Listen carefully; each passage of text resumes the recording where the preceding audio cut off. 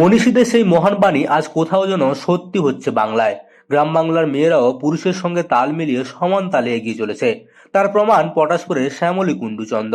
দীর্ঘ 15 বছর ধরে সে স্বামীর সঙ্গে সমান তালে তাল মিলিয়ে হিন্দু নারীদের হাতের শাঁখা তৈরি করে চলেছে।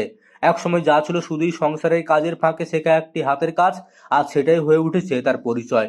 শ্যামলীর হাতে তৈরি শাঁখায় ফুটে ওঠে নিখুঁত কারুকার্য। প্রতিটি শাঁখায় ফুটে ওঠে তার অসাধারণ অভিজ্ঞতার ছাপ। ধীরে ধীরে সে নিজেকে গড়ে তুলেছে একজন দক্ষ শাঁখা শিল্পী হিসেবে। এই কাজের সঙ্গে কত বছর ধরে যুক্ত? 15 বছর ধরে। কি কাজ করেন আপনি? শঙ্খের যাবতীয় জিনিস, শাঁখার উপর ভ্যারাইটি ডিজাইন, শাঁখার উপর পোলার কাজ, শাঁখার উপর সিটি গোল্ড, সোনা বাঁধানো শাঁখা, আচ্ছা, এখন মার্কেটে কোন শাঁখার চাহিদা বেশি? সহচুরি শাঁখা। চাহিদাটা কেন বেশি কেন? এখন সবাই মোটা মোটা শাঁখা পরতে চায়, বিভিন্ন মোটা শাঁখার উপর ভ্যারাইটি ডিজাইন করা যায়।